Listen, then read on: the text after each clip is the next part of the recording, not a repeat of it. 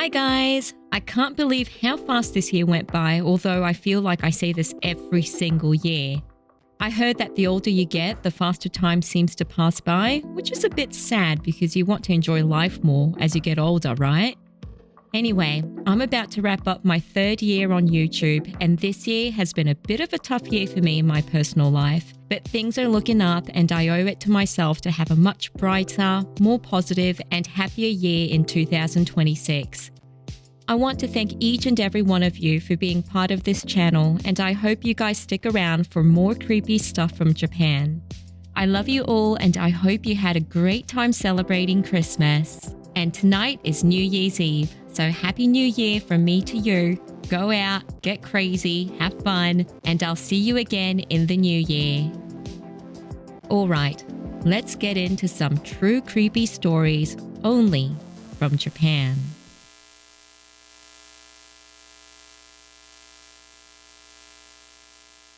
There are about 10 big dolls in my house. I put rings on all of them, and I wear a matching ring myself. Whenever I sleep wearing the ring on the same finger the dolls are wearing theirs on, I end up having realistic and frightening experiences without fail. For example, there's a doll that drenches me in so much blood I can't breathe for a while.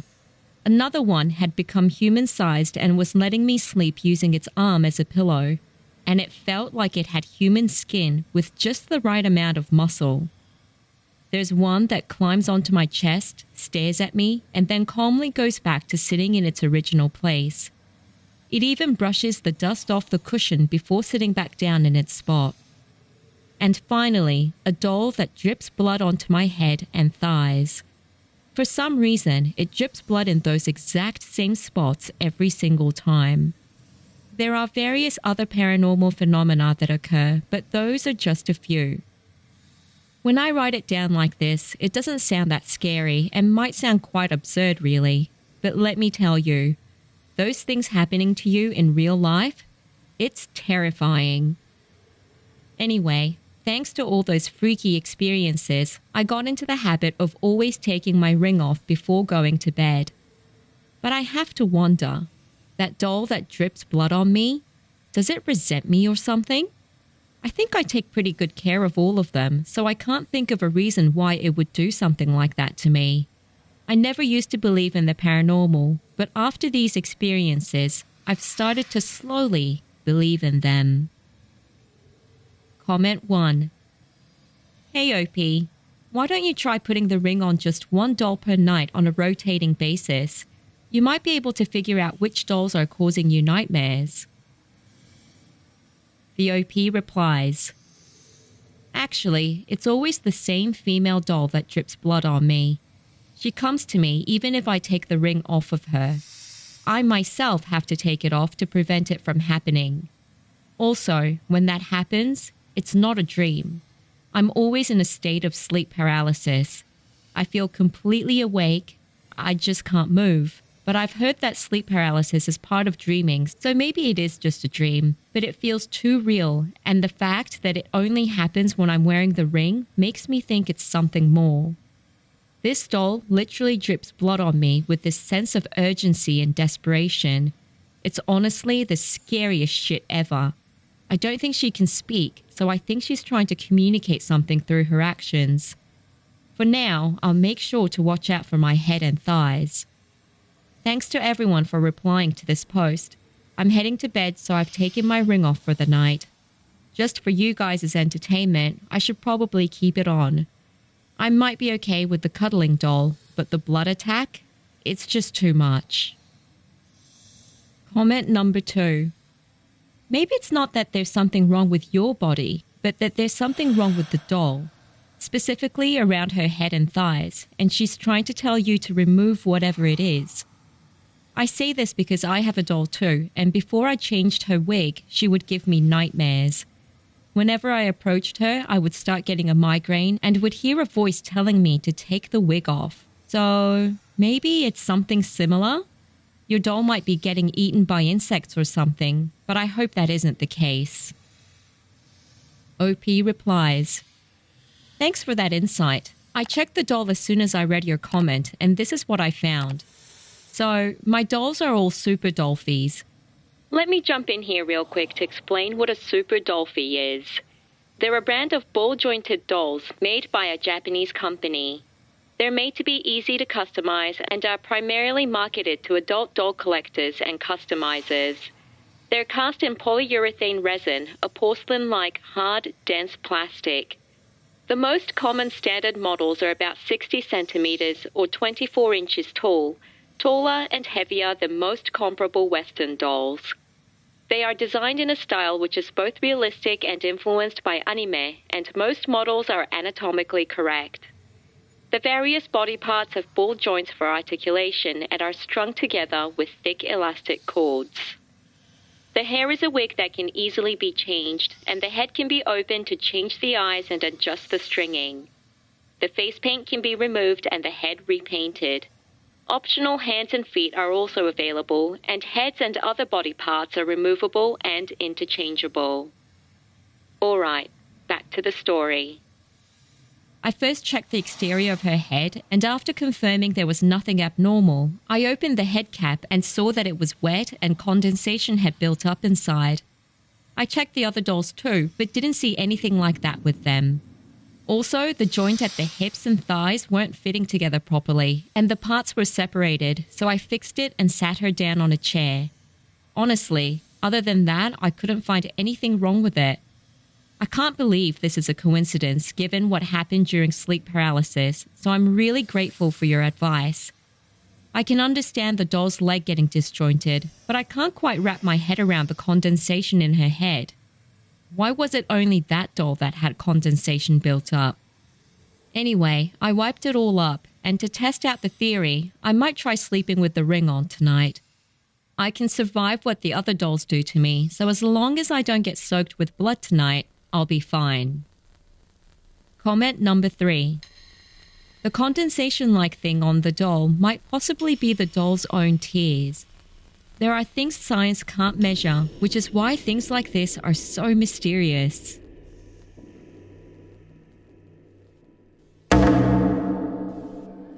This happened a very long time ago when I was about 4 years old. It took place around 4 in the morning, just before dawn, and it was still quite dark, and I could only see my surroundings faintly. When I came to, I found myself standing on my bed and being scolded by my mother. She was yelling at me, asking why I would do something like that, but I had absolutely no idea what she was talking about. I mean, I'd literally just woken up. I wanted to ask what I did, but she was so mad and I didn't want to provoke her even more, so I just kept apologizing.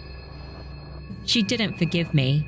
It felt like she was questioning me for at least an hour, asking me questions like why I did what I did, what was I thinking, do I know what time it is, etc. To be fair, my mother had always been ridiculously persistent when she got angry, and apologizing was usually pointless. She would keep yelling endlessly regardless of whether you apologized or not. So because of that, I didn't really worry too much about it and coughed it up to her exaggerating about whatever it was she thought I did. But then, I started to think about it. Like I said, it was around 4 in the morning. My mum was yelling at me for what felt like an hour, but my dad didn't wake up to come see what was going on. Furthermore, my 2-year-old sister, who sleeps on the bottom bunk, was still sleeping. Putting Dad aside for now, there's no way my sister can stay asleep with all the yelling Mum was doing. In fact, when I tried to listen, there wasn't a single sound coming from anywhere. No sound of the clock ticking or some of those super early commuters who had to drive to work early. Nothing. It was way too silent, and everything started to feel off. Now, even though I described my mum as being a bit of a nag, the way she just kept going on and on that morning felt unusually persistent, even for her. And that's when I realized something that sent shivers down my spine. I hadn't seen her face. More precisely, I couldn't see her face. It was still dark outside and even darker in the bedroom with the curtains drawn. I had assumed it was her based on her voice, but could I say for sure that it was her? No, I couldn't. And another realization. She kept yelling the same things over and over. Why did you do this? Do you know what time it is? Do you feel bad about what you did? I suddenly thought to myself, is this really Mum? And the instant that thought crossed my mind, a hand came flying toward me and slapped me across the cheek. But the hand, it had long nails, and when it touched my cheek, it was ice cold. As soon as I felt it, I knew in my gut that this wasn't Mum because she never grows her nails out due to the fact that they're weak and always breaks when they get too long.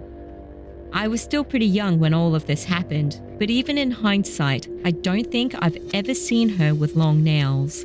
So who the hell was standing in front of me, pretending to be her? The moment that question formed in my mind, the tone of the voice that had been screaming at me suddenly began to change. Like a stretched cassette tape, it dropped unnaturally low and became a deep, echoing voice that didn't sound like it belonged in this world. The words it spoke began to make less and less sense. Why did you kill them? Why did they die? I knew I had to escape, but I was on the top bunk and the thing, whatever it was standing near the ladder, blocking the way down. And now it wasn't yelling anymore. It was crying and desperately pleading with me. Up until this point, I hadn't tried to move. But now when I tried, my body wouldn't respond at all. I was in a full-blown sleep paralysis. As if sensing that I couldn't move, the thing started shouting even louder and more clearly than before, leaned its face close to mine, and said, Do you really think you've done nothing wrong? Its hair was wild and disheveled. Its skin was pale, almost bluish, and it had no eyes. After that, I lost consciousness. When I woke up in the morning, or was it the afternoon, I don't really know, I was once again standing on my bed being scolded by my mum. This time though, things were different. I could hear sounds around me. It was bright outside and I could clearly see her face. It was definitely her and she was definitely quite pissed off. She was asking me things like, "Why did you do something like that? What were you doing? Where did you go?" Again, I didn't understand why I was being yelled at, but this time I asked. I asked her what I had done. Her eyes went wide and said, "Were you sleepwalking?" She explained that around 2 a.m. the night before, both of my parents had still been awake in the living room when I apparently walked past them. They assumed I was going to the bathroom, but instead I said, "Hey, I'm going out to play," and walked straight out the front door. They hadn't expected that at all, so they didn't have time to stop me. They ran outside and searched the area but couldn't find me anywhere. When they got back, they decided to check my bed just in case before calling the police, and found me sleeping there. They tried to wake me up to ask what had happened, but I wouldn't wake up. I was in a very deep sleep. Since they too were exhausted, they decided to go to bed and deal with it in the morning, and woke up to my screams. The only thing I could tell them was that I must have been sleepwalking and couldn't recall anything. What I wrote at the beginning though, I haven't told anyone about it. What do you guys think? Nothing's happened to me after that one incident, but it's still so vivid in my mind.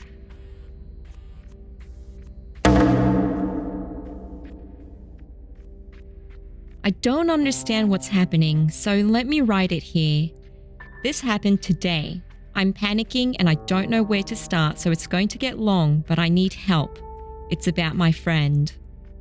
I moved from the countryside to Tokyo 4 years ago, and this March, a high school friend of mine, Saima, quit his job in order to join my business startup and moved up here. He lives about a 10-minute walk from my place. Well, Sadly, the business sort of failed, and for the last few months, all we ever talked about every day was about how we should probably start looking for other work.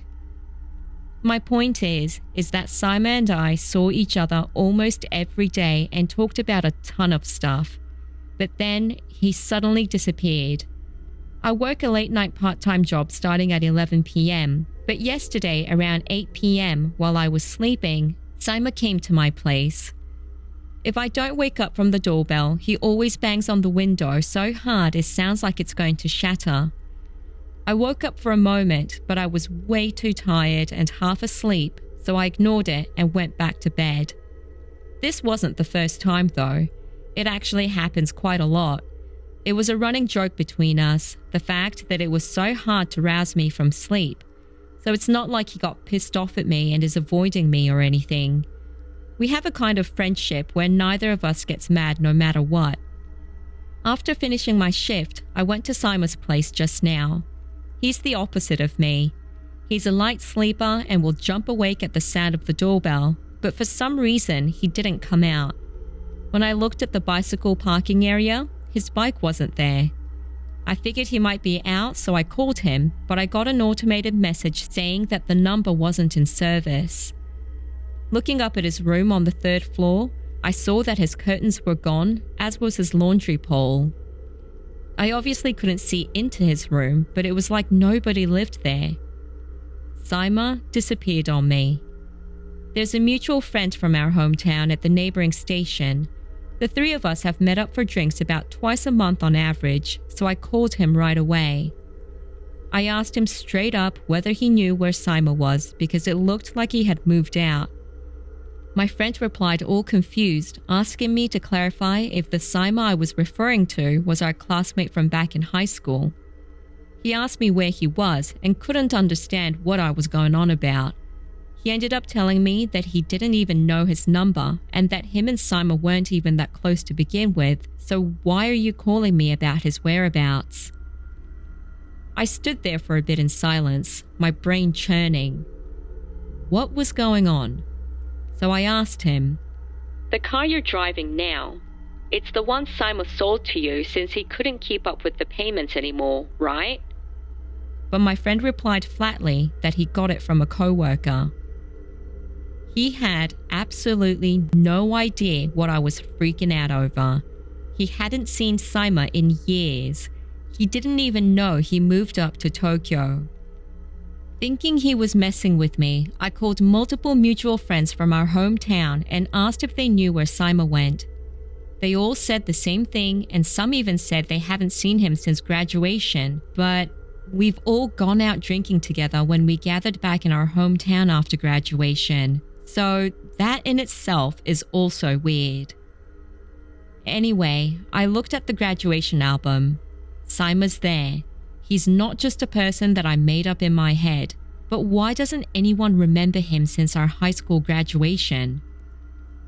Alright, just now I called Saima's parents' house and they said he's at work, so he's not dead. Like I just said, a bunch of us have hung out with him after graduation and lots of people know he moved up to Tokyo. So why was his existence being erased in one day? It's really freaking me out.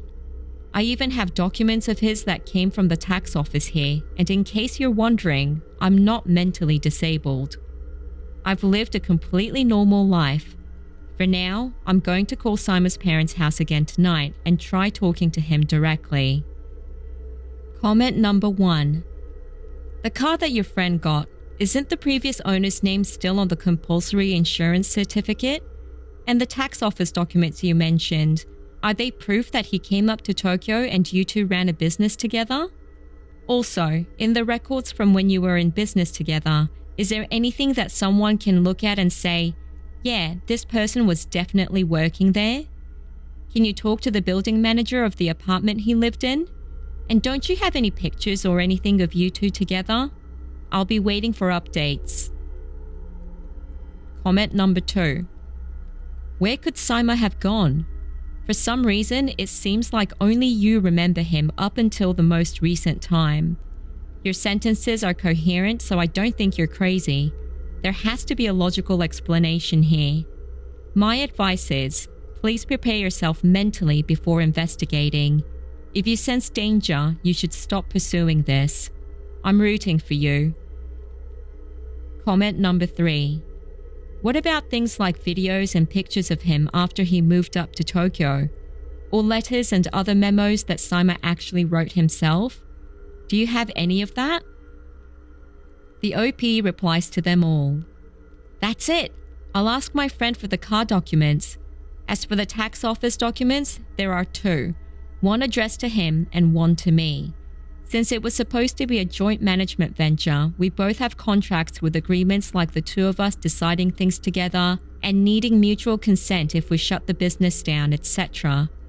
I have mine, and even now, both our addresses and seals are stamped on it. Our business had basically 0 activity, so there's no proof we were doing it together, but he was definitely there. It was only yesterday that we went to the gym during the day, swam in the pool, and after that lazily chatted while looking at 100 yen coffee at McDonald's. The unit Saima lived in was chosen by me, another friend, and Saima.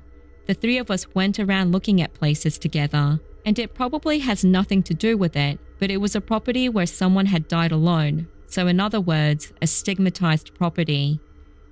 When we first went to see it, it was right after a Shinto priest had exorcised the place, so the entire room was covered in salt. The 78,000 yen or $500 per month apartment was down to 36,000 yen or $231, and since Saima didn't have that much savings, he was overjoyed. At first we were so scared and couldn't even go into the room, but after a while we sort of just forgot about the fact that someone had died there. As for pictures, I took a screenshot when he was calling me and I still have that photo, of course. I also have his call history and emails too. Not to mention the day before yesterday, I lent him 2,000 yen. But nobody remembers him. If anything, I'm starting to think everyone else is mental. They're the kind of people who would pull a huge prank like this, but I highly doubt his parents would be in on it. As of now, there's no feeling of danger, but why have everyone's memories of someone who actually exists disappear? I'm at a point where if Saima comes knocking on my window again tonight, I might freak the fuck out.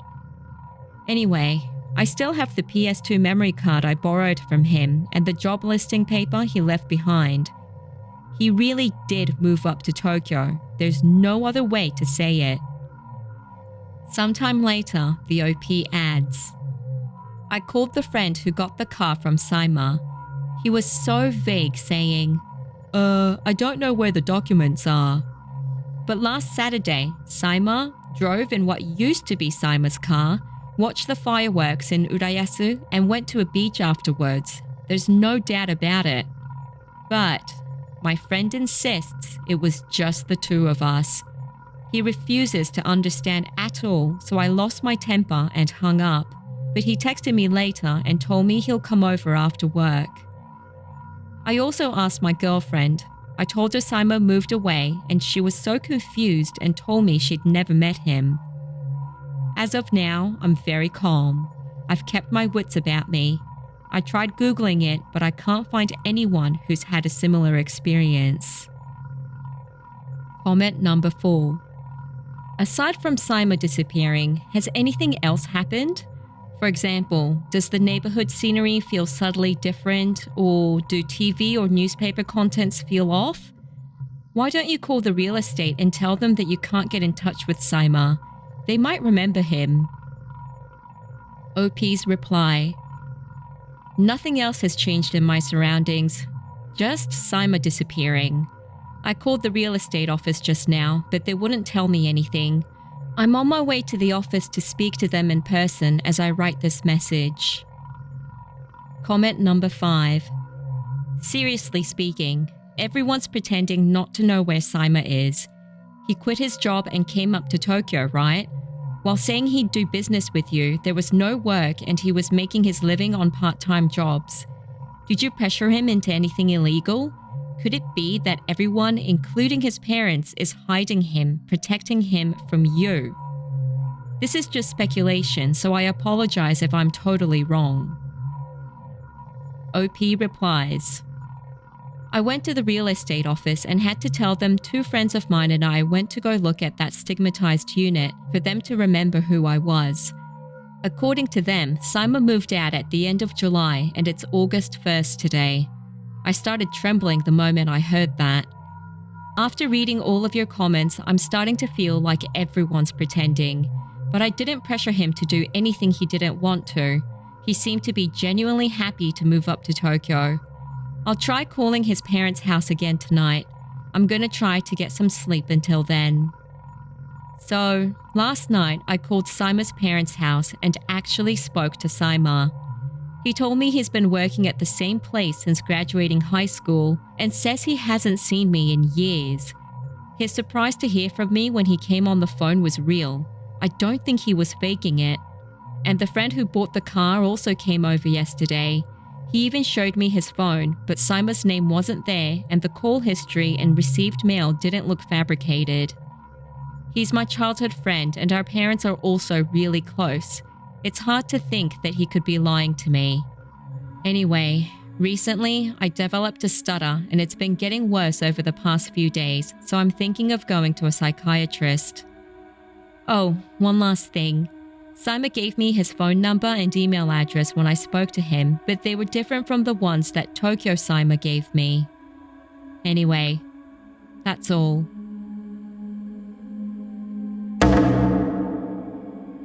I'm writing this because this place is apparently going to be deep cleaned soon or something like that. I usually just read and never post, so this is my first time writing. Sorry if there are parts that get confusing.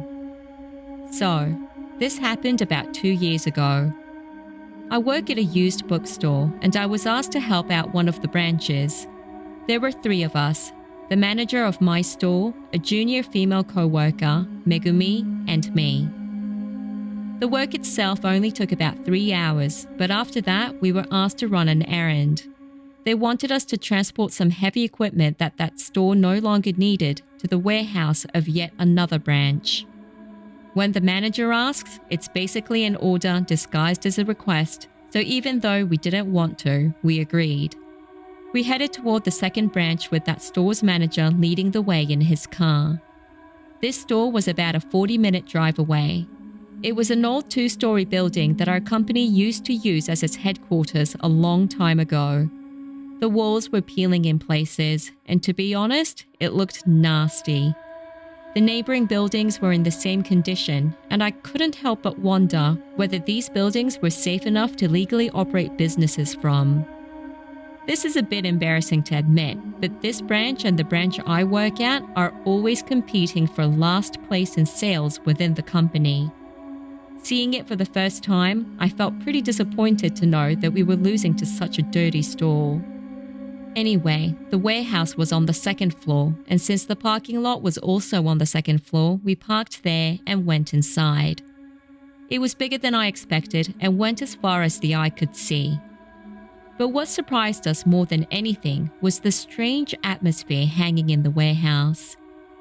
I could understand the darkness and the damp feeling, but for a place that was supposedly still being actively used as a warehouse, it looked like an abandoned building.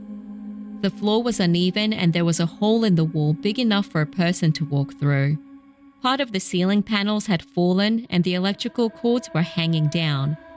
It looked so much like the kind of place where you might see a ghost that I jokingly asked the manager whether this place was haunted. He casually replied, Yeah, it is."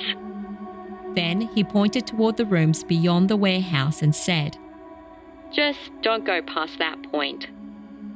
Since this place used to be the headquarters, there was a large open space at the front and about 3 rooms in the back separated by partitions. Apparently, those rooms in the back area were off limits. Megumi and I quietly walked and looked around, but we quickly got bored and our interest turned toward those rooms. I'm not good with scary things, but I thought that if I had someone with me, it might not be so bad. I didn't want to get in trouble for going without permission, so we asked the manager. He was hesitant at first, but eventually he gave in. With a flashlight in hand, since some of the rooms didn't have electricity, he guided us inside. It was completely dilapidated. There were traces of everyday life left behind. Things like an electric kettle and desks were still there. I was told later that anyone with even a little spiritual sensitivity would have said, "No way," as soon as they entered the room. But for us, nothing in particular happened. We were just overwhelmed by the atmosphere. After leaving the warehouse, the only thing that happened was that the store manager twisted his ankle on a step. Alright, I apologize if you're thinking, "Oh geez, what a long introduction." Now I'll get to the part I found genuinely unsettling. A while later, during a meeting, I ended up sitting next to a woman who works at that store with the warehouse on the second floor. Her name is Chie. The warehouse came up in conversation and she told me several stories related to it. Apparently, there are many more, but I'll just write the ones I remember. One time, after finishing closing duties and while locking up, the security system went off. When she checked, it was signaling that a second floor window was open. Thinking it strange but unable to leave it like that, Chia went to check the warehouse. And sure enough, one window was open. That was really strange because no one had gone into the warehouse all day, and it couldn't have been open since the day before. If that were the case, the security system wouldn't have been able to be set the previous day. The alarm would have gone off just like it was that night, and they would have had to close the window in order to lock the building up properly. She still has no idea who had opened that window. There's one more story, and this one scared me more. Late at night, a taxi company received a phone call requesting a pickup.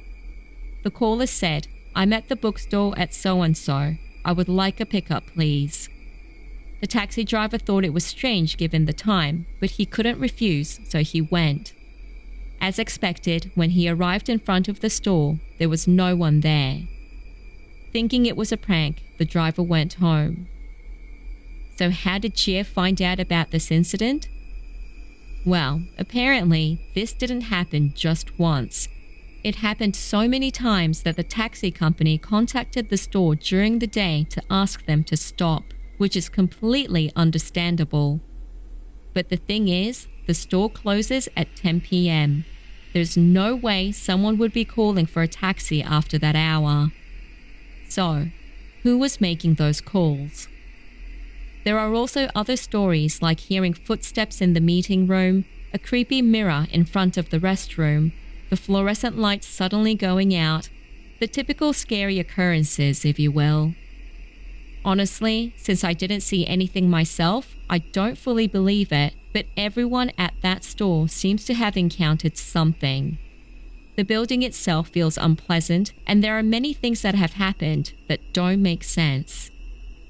By the way, this store still exists. And one last thing. While I was writing this, a cockroach fell from the ceiling. I think that was the scariest thing to happen to me to date.